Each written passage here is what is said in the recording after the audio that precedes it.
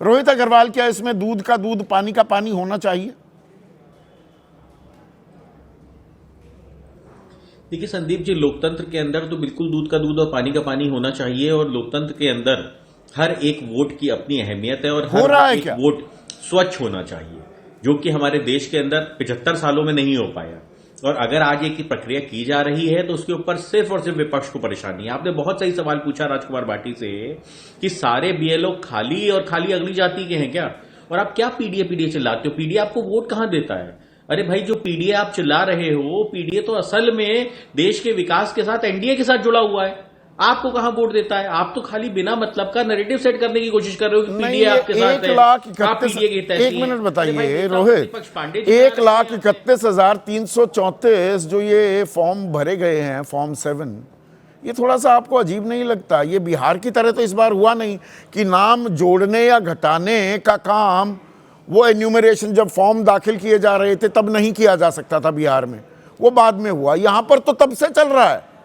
नाम काटने के लिए 50,000 भी फॉर्म 7 नहीं भरे गए 6 जनवरी से पहले, अब 1,31,000 हो गए। ये थोड़ा आशंका पैदा नहीं करता मन में?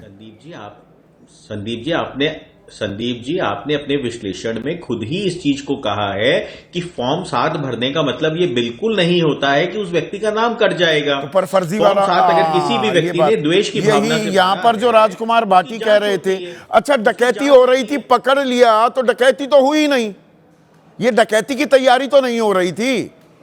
और इसमें से कितनी जगह डकैती हो गई, कितनी जगह पकड़ी गई, सवाल यहां हो जाता है ना रोहित।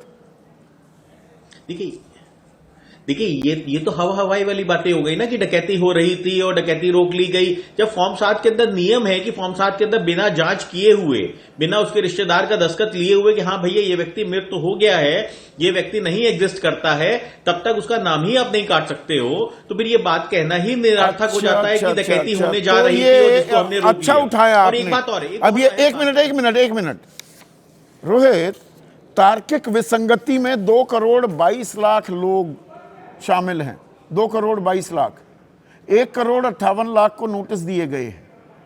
ये फॉर्म भरने की प्रक्रिया अगर इतने चरणबद्ध, इतने सलीके से की गई तो ये तार्किक विसंगतियां कैसे आ गई? देखिए संदीप जी, पहली चीज ये है कि जब हमारी फाइनल लिस्ट आएगी जिसकी तारीख 10 अप्रैल दी गई है, उसके बाद अगर कोई भी व्यक्ति नाम रह जाता है तो उस व्यक्ति के पास भी फॉर्म 6 भर के अपना नाम जुड़वाने का एक व्यवस्था होगी। ये समाजवादी पार्टी वही पार्टी है जो नहीं रोहित, इतना सरल नहीं है। समाजवादी का भी पीछा नहीं छोड़ूंगा और आपका भी नहीं। आप एक चीज बताइए, उत्तर प्रदेश में 2,89,00,000 वोट कटे, वो 18%, 5 में से 1 वोट कट गया। 12,55,00,000 जो रह गए वोटर, उसमें से 2,22,00,000 ये भी 18% है, यानी कि 5 में से 1 वोटर, वहां तार्किक विसंगति आ गई। ये हो क्या रहा है?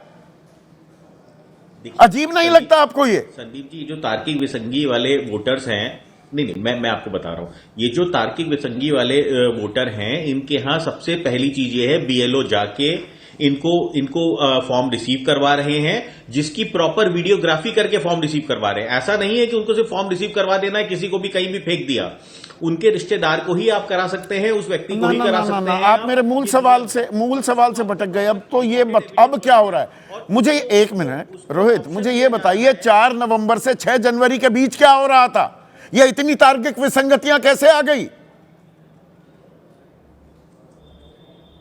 देखिए, जो चीजें लिस्ट में मैच नहीं कर रही हैं उनको चुनाव आयोग कर रहा है। मैं एक बात बहुत देर से कहना चाह रहा हूं संदीप जी, मैं फिर इस पॉइंट पे आ जाता हूं। हाँ। ये कह रहे थे हमने पीडीए प्रहरी बनाए हैं और पीडीए प्रहरी समाजवादी पार्टी के एक भी व्यक्ति का वोट नहीं कटने देंगे। खुद इनकी विधायक की पत्नी का वोट कट गया, जो इन्होंने आरोप लगाया, और वो पीडीए प्रहरी क्या कर रहे थे? मतलब विधायक की पत्नी का ये कमाल का लॉजिक नहीं दे रहे हैं क्या रोहित?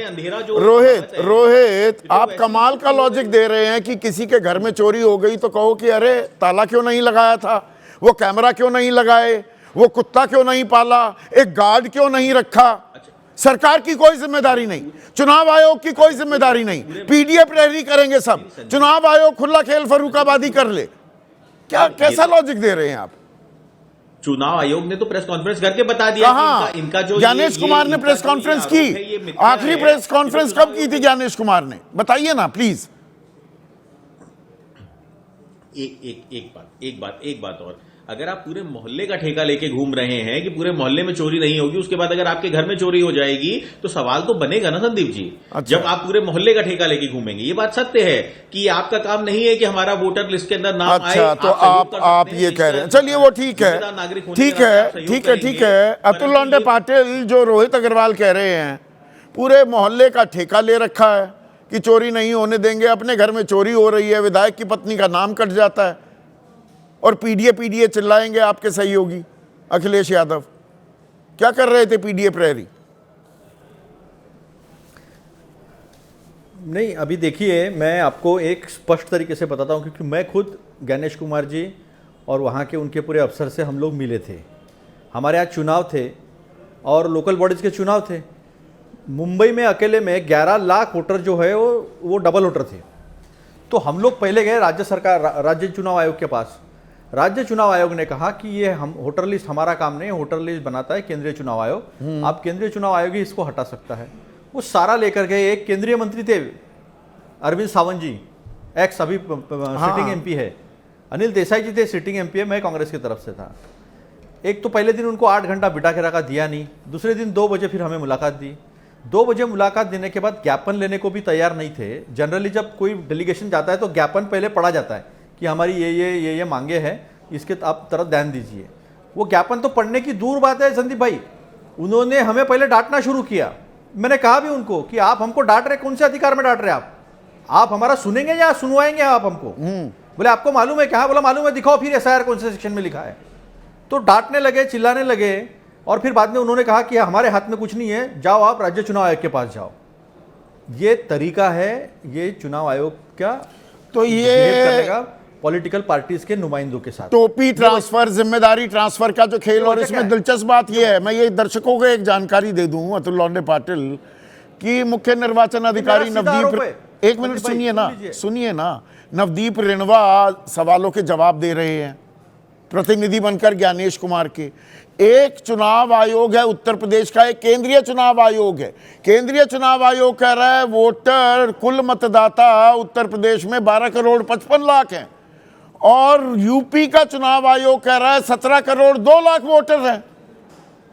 इतना फर्क है।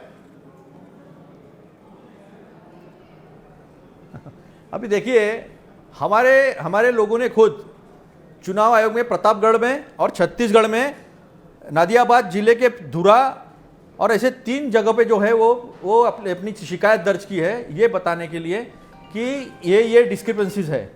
कोई उसका जवाब नहीं।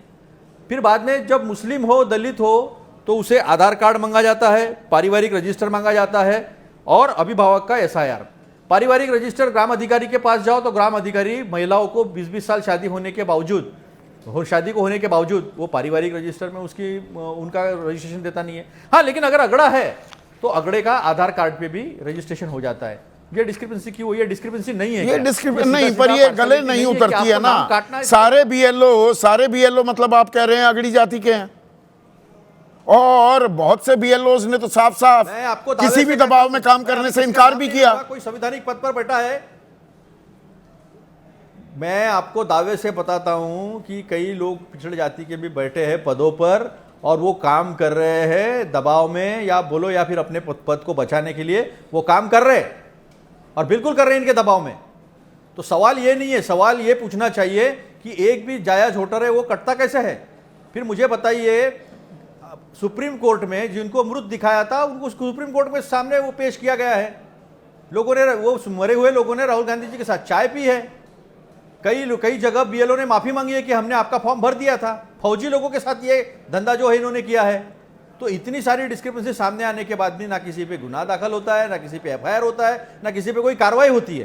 तो ये जो वोटर काट कर नहीं, कार्रवाई तो हो रही है। लॉजिकल डिस्क्रिपेंसी का दूसरा पहलू ये है अतुल लौंडे पाटिल की कोई भी विसंगति है उसको दूर करेंगे। शुद्धिकरण जरूरी है, शुद्धिकरण नहीं होना चाहिए, क्या आप ये कह रहे हैं? तो वही बात आती है कि सबको, सारे सांसदों को बाहर कर जिस तरह बीएनएस पास किया गया था, उसी वक्त चुनाव आयोग के आयुक्त के पद पर रहते हुए कोई भी आपको कुछ भी कदम उठाओ, आपके ऊपर कार्रवाई नहीं होगी। ये सीधा सीधा बीजेपी ने जो है ये शील्ड दिया है और उसका फायदा उठा के जो है बीजेपी को जितवाने का काम चुनाव आयोग कर रहा है। स्पष्ट आरोप है ये। चुनाव आयोग कर रहा और है, इतनी जल्दी क्या है? और ममता बनर्जी क्या कर रही हैं? AERO 7 को निलंबित कर दिया चुनाव आयोग ने, जो नियुक्त किए गए थे ममता सरकार द्वारा। मुझे एक बात बताइए, ये मतलब तेरा दावा मेरा दावा, तेरा वार मेरा वार, ये गेम हो गया है।